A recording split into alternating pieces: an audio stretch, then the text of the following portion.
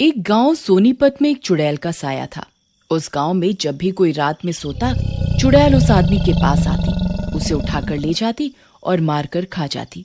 एक रात जब गांव में आदमी सो रहा होता है, चुड़ैल आती है और तुझे कोई नहीं बचा सकता। अरे अरे मर गया रे।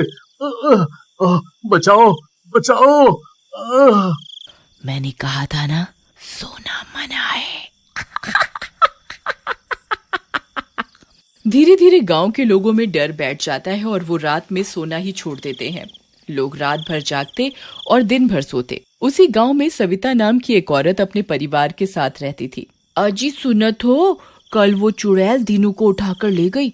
रात में सोई गया था वो। हाँ, सुने तो थे हम भी, लेकिन अब क्या कर सकत है हम लोग। अब रात तो जागने के लिए ही रह गई है शायद। हाय रे फूटी किस्मत। तभी सविता का बेटा प्रेम वहां आता है और अपनी बीवी रमा से बोलता है, ये कहाँ फंस गए हैं प्रियतम हम लोग। दिन भर सोते रहो और जब इलू इलू का टाइम आए तो जाग जाओ। तुम तो फालतू में गुस्सा करते हो जी। अरे कुछ दिनों की बात है, मैं कहाँ भागी जा रही हूँ। बस एक बार ये चुड़ैल का साया यहाँ से हट जाए तो इलू इलू ही करना है। तभी सविता वहां आ जाती है और प्रेम को डांटती है। ओह हो, बहुत इलू इलू हो रहा है। मैं कह रही हूँ कुछ ऊल जलूल मत करना, नहीं तो मुझसे बुरा कोई नहीं होगा। अभी मैं और तुम्हारे बाबूजी कुछ काम से दूसरे गांव जा रहे हैं, समझे। ऐसा कहकर सविता वहां से चली जाती है। रमा प्रेम से बोलती है, ये तुम्हारी बुढ़िया बहुत ही तेज है। यहाँ मौका नहीं मिल रहा इलू इलू का तो दूसरे गांव जा रहे हैं। तुम भी ना रमा। अरे माँ बाबूजी को सच में कुछ जरूरी काम होगा। तुम भी ना, थोड़ा उनकी उम्र का तो लिहाज करो। फिर उसी रात चुड़ैल अपने शिकार की तलाश में गांव में आती है। ये क्या हो रहा है, कोई सो नहीं रहा। जब तक ये गांव वाले सोएंगे नहीं तब तक मैं इनका शिकार कैसे करूंगी। फिर चुड़ैल ऐसा कहकर गांव से बाहर चली जाती है। उसी गांव में एक दिनेश नाम का मनचला रहता था, जो कि आए दिन लड़कियों को छेड़ता था और परेशान किया करता था। लेकिन सारे गांव वाले उससे डरते थे। एक दिन रमा अपनी दो सहेलियों के साथ पानी भरने जा रही होती है, तभी दिनेश वहां आ जाता है।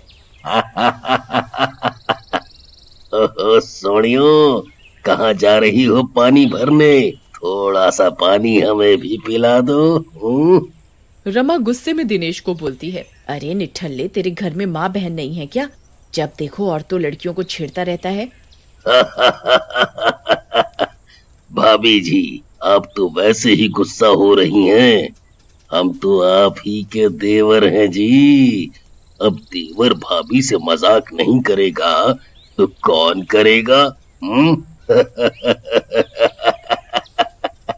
सब समझती हूँ मैं। किसी दिन गीली जूती से मारूंगी ना तुझे, तो सारी देवरगिरी और प्यास दोनों बुझ जाएगी। चल भाग यहाँ से, बड़ा आया मजाक करने। फिर रमा गुस्से में अपने घर आती है और प्रेम को सारी बात बताती है, जिसे सुनकर प्रेम डर जाता है और रमा को बोलता है, अरे रमा, तुम इन बातों पर ध्यान क्यों देती हो? ये आवारा गुंडे हैं, इनका तो ये रोज का काम है। क्या आदमी हो तुम, शर्म आती है तुम्हें थोड़ी सी? एक आदमी तुम्हारी बीवी को छेड़ रहा है और तुम मुझे ही उपदेश दे रहे हो। एक काम करो, तुम मेरी चूड़ियां पहन लो, मैं अपने आप देख लूंगी मुझे क्या करना है। फिर रमा दिनेश को अकेले ही सबक सिखाने की ठान लेती है और एक दिन दिनेश को अपने पास बुलाती है। ओ देवर जी, जरा बात तो सुनो। इधर आओ तो, इधर तो आओ, सुनो ना। अरे भाभी जी, आप बुलाओ और हम ना आए, ऐसा कैसे हो सकता है? बोलो, क्या बात है? ये लो, मैंने ये लड्डू बनाए हैं, खा लेना और दरवाजा खुला रखना। आज रात को मैं आऊंगी आपके पास। दिनेश खुशी के मारे फूला नहीं समाता और लड्डू लेकर घर आ जाता है और सारे लड्डू खा जाता है। लेकिन लड्डू खाते ही उसे नींद आने लगती है। अरे बाप रे, ये मुझे नींद क्यों आ रही है? मेरी आंखें क्यों बंद हो रही हैं? अरे अगर मैं सो गया तो ये चुड़ैल मुझे मार डालेगी। तभी लड्डुओं में नींद की दवा मिली होने के कारण दिनेश की आंख लग जाती है और वो सो जाता है। रात में चुड़ैल आती है। बहुत हिम्मत है इस आदमी में। सो रहा है? मुझे क्या, मेरा तो इंतजाम हो गया खाने का।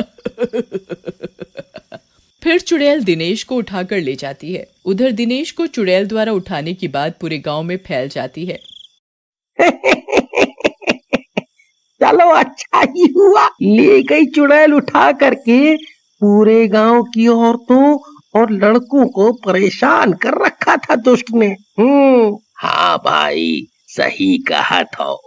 पूरा रावण था, सबको दुखी कर रखा था दुष्ट ने। ये बात वहाँ खड़ा प्रेम भी सुन लेता है और खुश होकर घर पहुँचता है। लेकिन रमा घर पर नहीं होती और वो घर पर रखे लड्डू खा लेता है।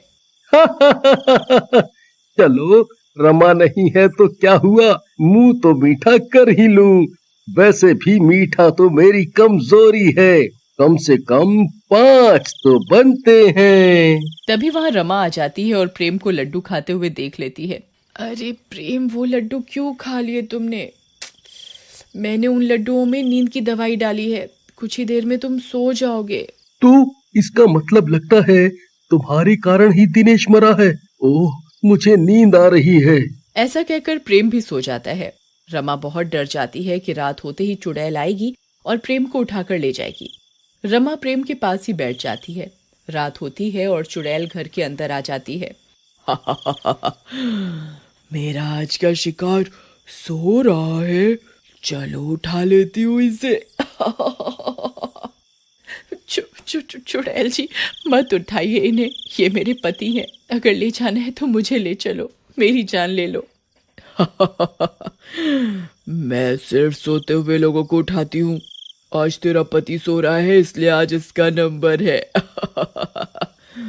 इसकी जान तो अब मैं किसी कीमत पर भी नहीं बख्श सकती। नहीं नहीं चुड़ैल जी, ऐसा मत करो, इनकी जान बख्श दो, कोई तो रास्ता जरूर होगा। रमा को ऐसे रोते देख चुड़ैल को एक योजना दिमाग में आती है और वो रमा को कहती है, रमा, मैं तेरे पति की जान एक शर्त पर छोड़ सकती हूँ। तुझे कल मेरे साथ जाना होगा और एक आदमी और लाना होगा। ऐसा कहकर चुड़ैल वहां से चली जाती है। उधर अगली सुबह प्रेम को भी होश आ जाता है। रमा प्रेम को रात की सारी बात बताती है, जिसे सुनकर प्रेम रमा से कहता है, ये तुमने क्या कर दिया रमा? ले जा रही थी तो ले जाने देती मुझे, अब वो तुम्हारी जान भी ले लेगी। मेरे रहते प्रेम तुम्हें कोई छू भी नहीं सकता, ले जाने की बात तो बहुत दूर की है। फिर प्रेम घर से निकल जाता है और एक तांत्रिक बाबा से मिलता है और तांत्रिक बाबा को चुड़ैल की सारी बात बताता है। मैंने तुम्हारी सारी बात सुन ली है प्रेम बेटा। ये लो, ये पवित्र तलवार जो मैंने सालों की तपस्या से प्राप्त की है। जब वो चुड़ैल तुम्हारी बीवी को उठाने आए, तब तुम उसकी गर्दन काट देना और उसकी गर्दन पर गंगा जल छिड़क देना, वो मर जाएगी। लेकिन याद रहे, चुड़ैल के पैर जमीन पर नहीं छूने चाहिए। उसके बाद प्रेम और रमा घर के बाहर ही सोने की एक्टिंग करने लगते हैं। रात होते ही चुड़ैल वहां आती है और रमा को उठाती है। रमा, उठो और मेरे साथ चलो। अच्छा किया तुमने मेरी बात मान ली और अपने पति को भी साथ में ही ले लिया। अब तुम दोनों साथ में मरोगे। चुड़ैल जी, मैं मरना चाहूंगी, लेकिन मैं जमीन से 2 फुट ऊपर मरना चाहती हूँ, ताकि मैं मरने के बाद कह सकूं कि मेरी मौत हवा में हुई है। बोलो, क्या आप मेरी मदद करोगी? मैं तुम्हारी अंतिम इच्छा जरूर पूरी करूंगी। और तुझे ही क्या, तेरे पति को भी जमीन के ऊपर ही मारूंगी। तुम दोनों को कोई कमी महसूस ना होगी। लेकिन जैसे ही चुड़ैल प्रेम को उठाकर ऊपर उड़ती है। चुड़ैल, सोना मना है, लेकिन सोने की एक्टिंग करना थोड़े ही मना है। ये ले। ऐसा कहकर प्रेम चुड़ैल की गर्दन काट देता है।